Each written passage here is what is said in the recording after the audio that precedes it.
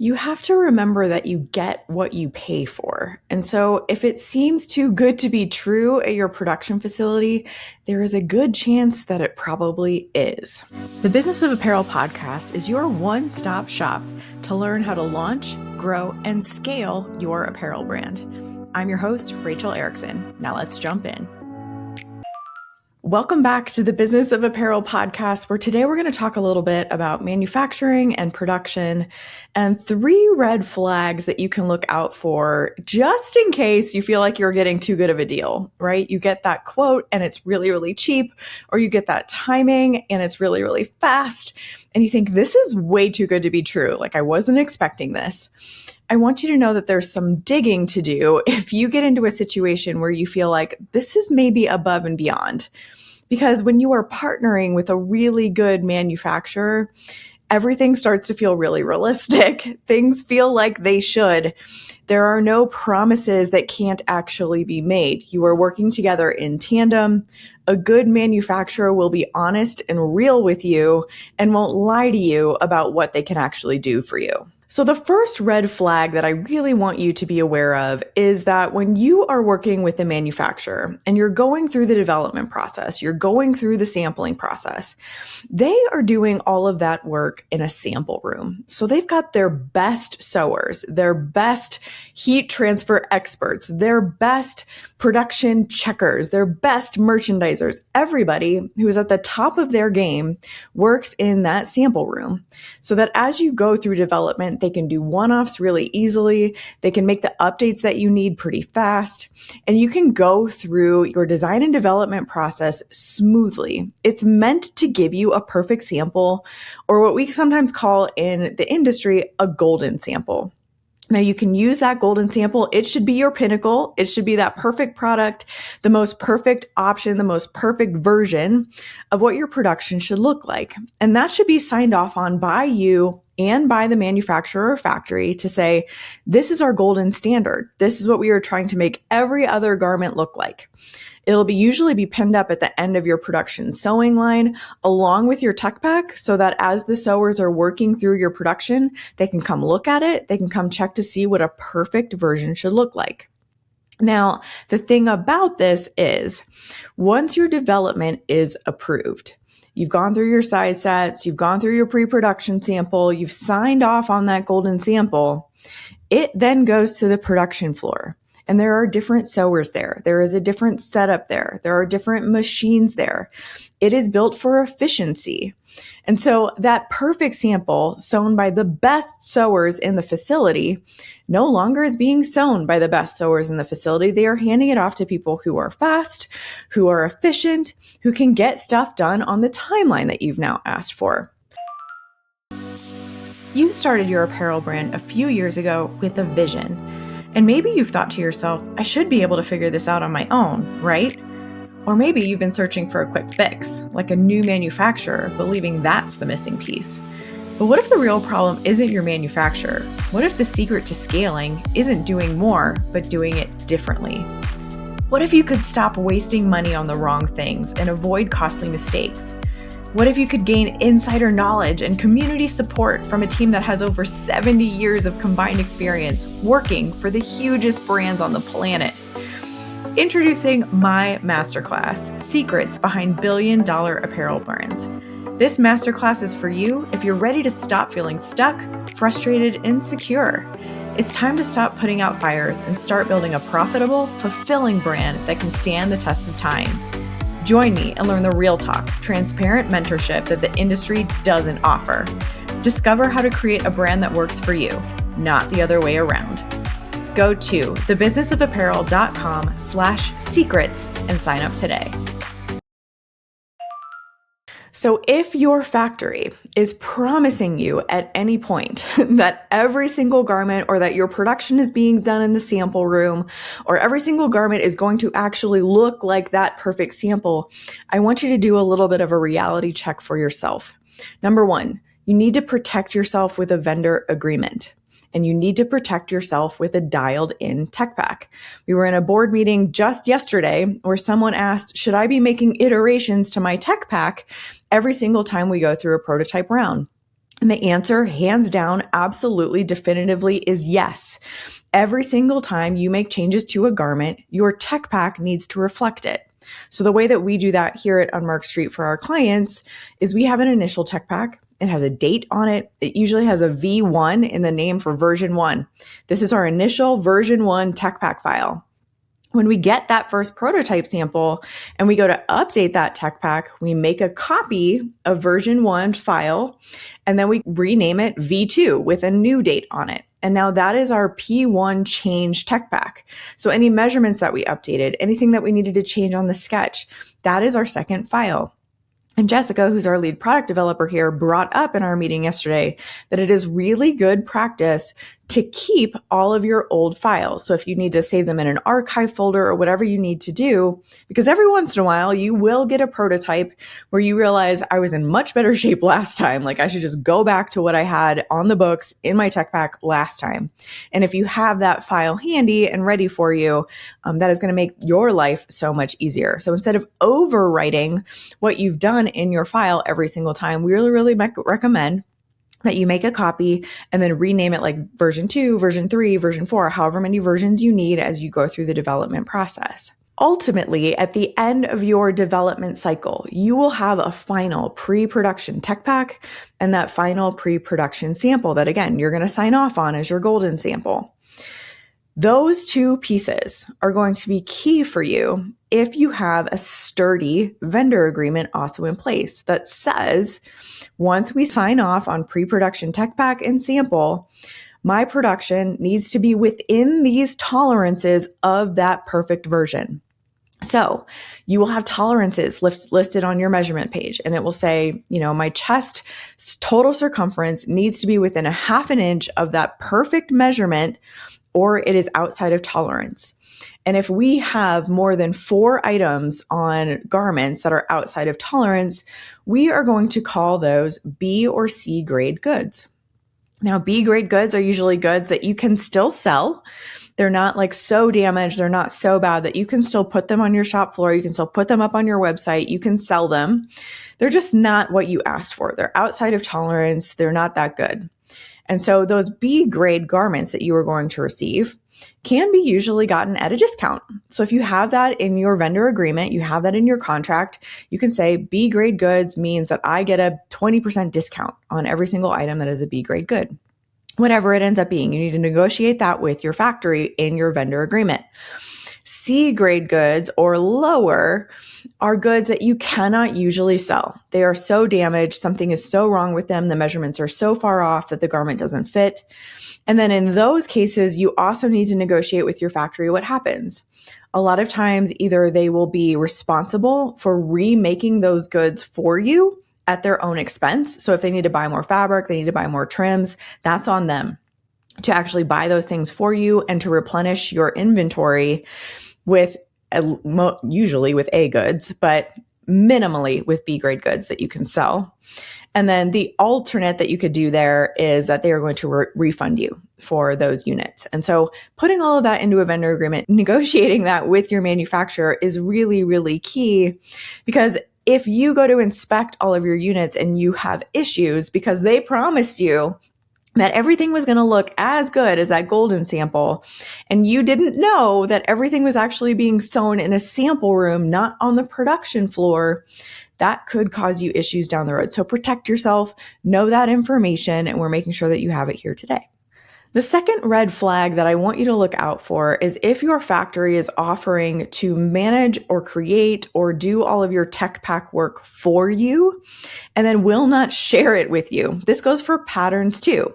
If they're saying, we're going to do all of your pattern work, but we're never going to share it with you, that means that they own that work.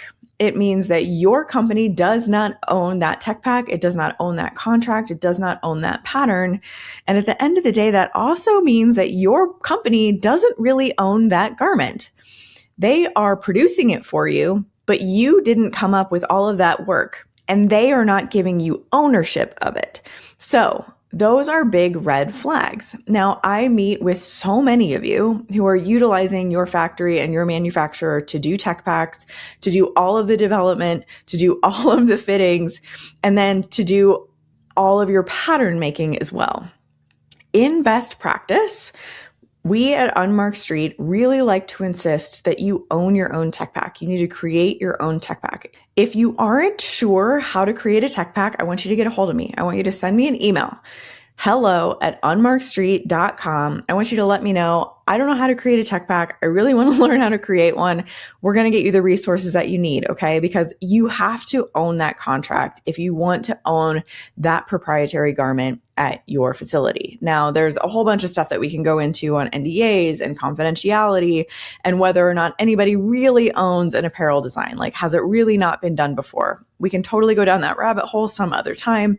But for now, I really want you to just know that if you give over the reins of the tech pack, of the pattern, of the fittings, of everything to your factory, you have very, very short ground to stand on. You just don't have a lot of power there. So we really recommend that you at least own your tech pack. You have a strong vendor agreement in place. You run your own fittings and you own the way that that garment fits. Those are really important things. Now, if you want to utilize your factory to do pattern revisions, we work with a lot of our clients that way. I have worked with a lot of big corporate companies that way, where we rely on our factory to do the actual pattern revisions, and that can be acceptable. But I want you to make sure that in your vendor agreement, that contract, it says that they will be willing to share those files with you. Because if you ever get yourself into a situation where you need to make samples somewhere else, or let's say you've maxed out capacity at this current factory. Let's say you are making so many units there, they can't possibly make more for you, and you need to now create a second source.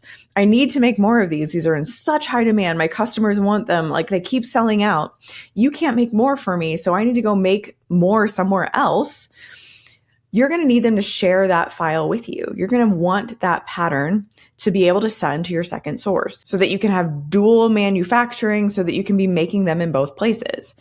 If you don't have that written down, or you haven't agreed to that, at least in an email somewhere, that you will have access to those pattern files, you could find yourself in trouble down the line. Okay. So I want you to know that a big red flag is if your factory is insisting that they need to do the tech pack work, the fitting work, the pattern work all on their own, and none of that is going to be sent to you. And we've seen it too many times. Don't get yourself into that situation. The third red flag that I want you to look for is when you are interviewing manufacturers, it is often good practice to ask them for their vendor profile documentation. And a lot of times the vendors will be very, very excited to share this information with you because it can cost a lot of money and it can take them a lot of time to get sustainability certified, to get Blue Sign certified, to get Okotex certified.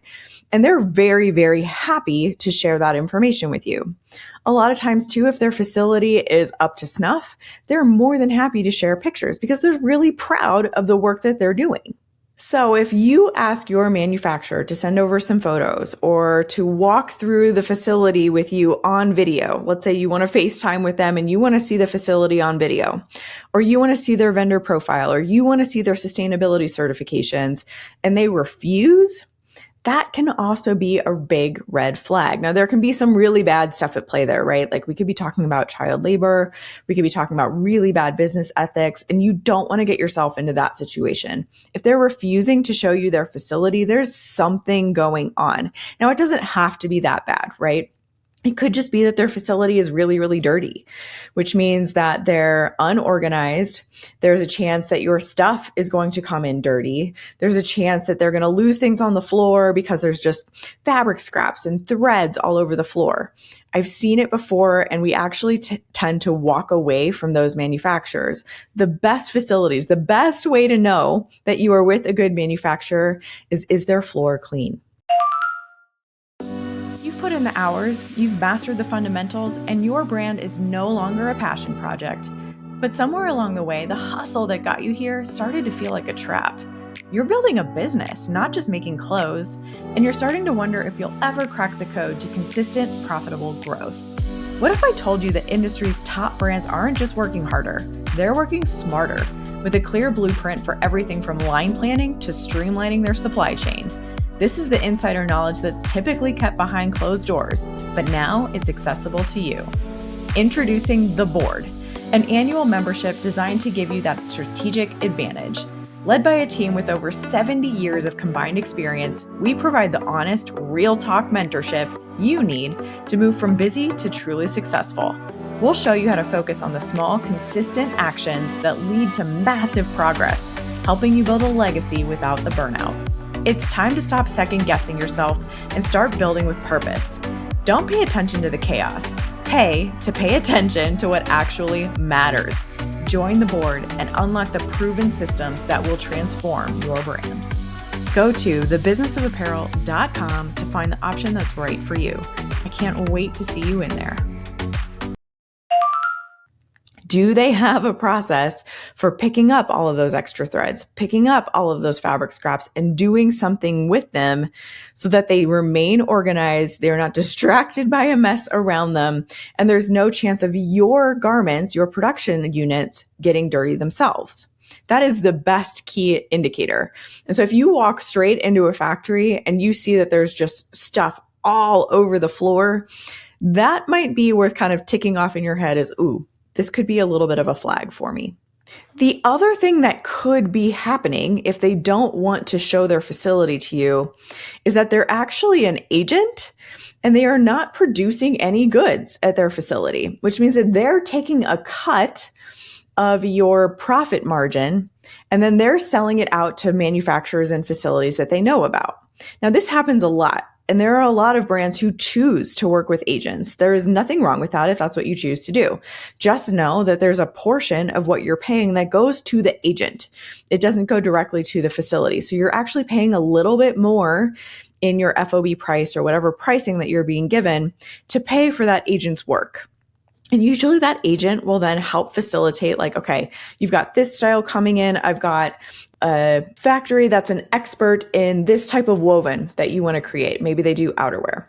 And then over here, I've got a facility that's an expert in knits. So when you send over our knit tech pack, we're going to give it to this facility. They help to allocate all of that stuff and you only have to go through them. So you only have to communicate with them. But if they are trying to sell themselves as a protection facility, not as an agent, that could also be a big red flag. They're trying to hide those fees from you, which in my opinion is just dishonest business, which to me is a red flag. And so just know that they might be outsourcing or they might be subcontracting work if they're not willing to show you their production facility. So that's a great thing to ask. It's something that, again, if you're working with a really good manufacturer, they'll be proud to get on a video call with you. They'll be really proud to share all of their certifications. They'll be really proud to send you photos. So don't be afraid to ask. It's actually something that a really good manufacturer will be excited to do for you. Now, I don't share all of this information to scare you. That is definitely not my intent. But I do want you to be aware of these types of things, and I want you to be able to protect yourself. So asking all of the right questions up front, having a vendor agreement in place, knowing what you should and shouldn't do when you work with your manufacturer can be really, really important.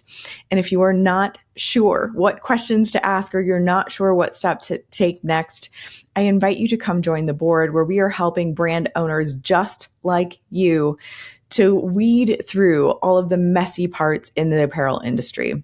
The apparel industry is one of the most competitive and one of the most complicated industries to work in. There are just so many moving parts, and there are so many people at the top of this industry who don't want you to win.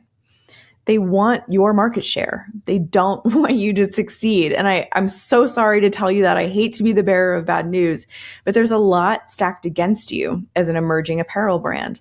So you do need community. You do need a network. You do need people who are experts, who have been inside the industry for decades to help you navigate some of these ins and outs. And the successes that we're seeing inside the board are just, it's bringing me just so much joy.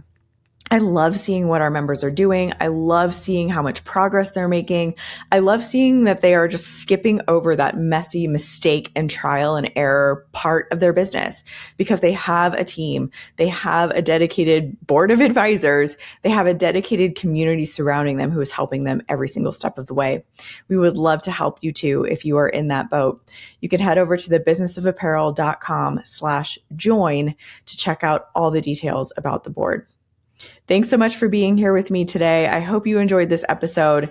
We would love to hear from you if you have any comments or questions about it. Have a great week ahead, and I'll see you next week. Thank you so much for listening to the Business of Apparel podcast. I would so appreciate hearing your thoughts on the show. And if you know someone who could benefit from it, please share it with them. My biggest desire is to help other apparel professionals understand the nuances of our industry so we can all work toward making better product for a better world. If you would like to connect further, I'd love to invite you to send me a message through my website, thebusinessofapparel.com, where I do weekly trainings through my YouTube video channel, a weekly newsletter, blog articles, and so many more resources to help you start and scale a profitable apparel brand. This podcast is produced by Box 7 Media, who I cannot speak highly enough of. If you're looking to start your own podcast, you can reach out to Jeremy at Box 7 Media on LinkedIn anytime.